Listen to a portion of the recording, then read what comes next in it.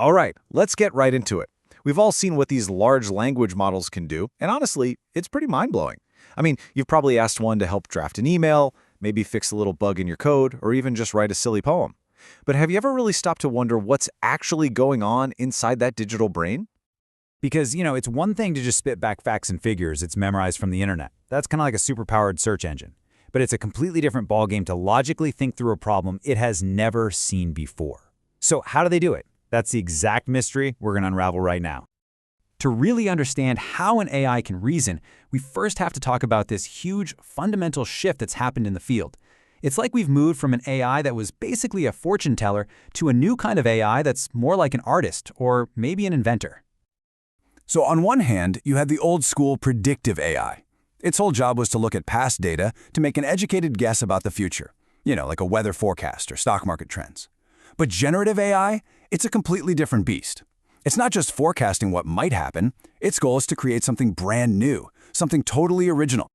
And that right there, that simple switch, the power to generate instead of just predict, that is the absolute foundation for all the complex reasoning we're starting to see in these models. It is the crucial first step. So how in the world does a model learn to generate such smart, well-reasoned answers? Well, it's not as simple as just dumping the entire internet into it and, hoping for the best. Nope. The real secret sauce is a process that puts humans right in the middle of the training loop. Now, this process has a bit of a technical name: reinforcement learning from human feedback, or RLHF for short. But the idea behind it is actually super intuitive. It's basically how developers teach the AI what we humans consider a good or helpful answer. It's like we're helping it align its moral and logical compass with our own. Okay, let's break this down because it's really fascinating. First, you start with a model that's already been trained on a ton of data. Then comes the human part. Real people actually sit down and rank the AI's answers from best to worst. Now here's the really clever bit. All of that human feedback is used to train a totally separate AI, a reward model. And finally, that reward model acts as a kind of guide or a teacher to fine-tune the original AI, constantly pushing it to generate better and better responses. Here's a perfect analogy for it. Think of the main AI as an actor, trying out different lines and performances. And the reward model, that's the director, sitting there and giving constant feedback. Yes, that was good, do more of that. Or nope, that's not quite right, try it again. It's this continuous back and forth that helps the AI learn so incredibly fast. So now we know how these models get fine-tuned with our help, but that brings us to the real heart of the matter. What kind of thinking is actually going on inside? I mean, fundamentally, all an LLM is doing is predicting the very next word in a sentence. But somehow, out of that incredibly simple task, something amazing happens. We're seeing signs of the very same types of logical reasoning that we humans use every single day. First up, you've got deductive reasoning.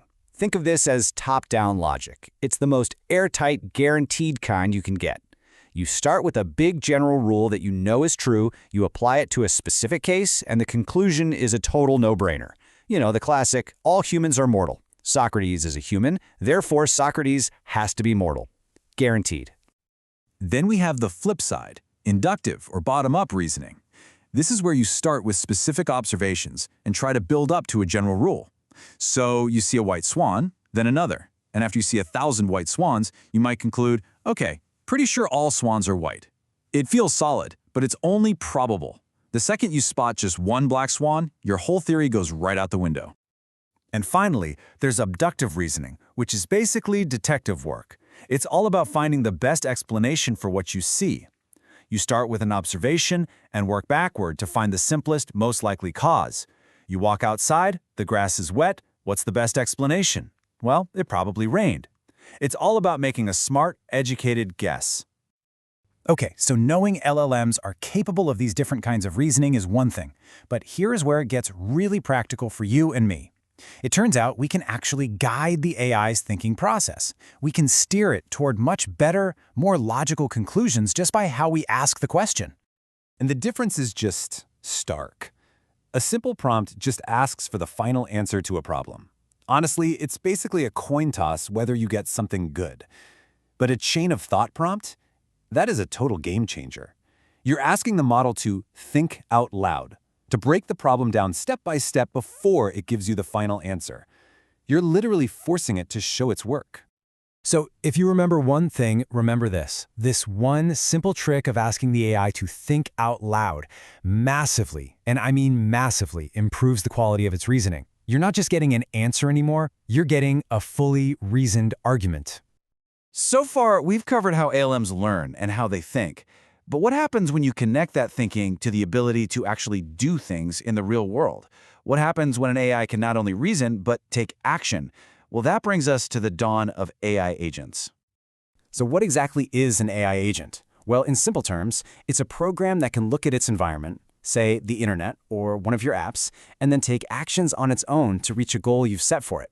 They're autonomous, so you don't have to micromanage them.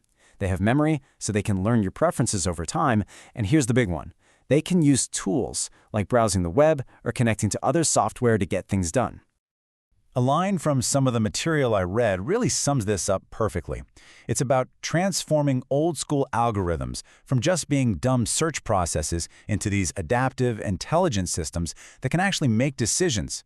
This is the moment where logic fuses with action.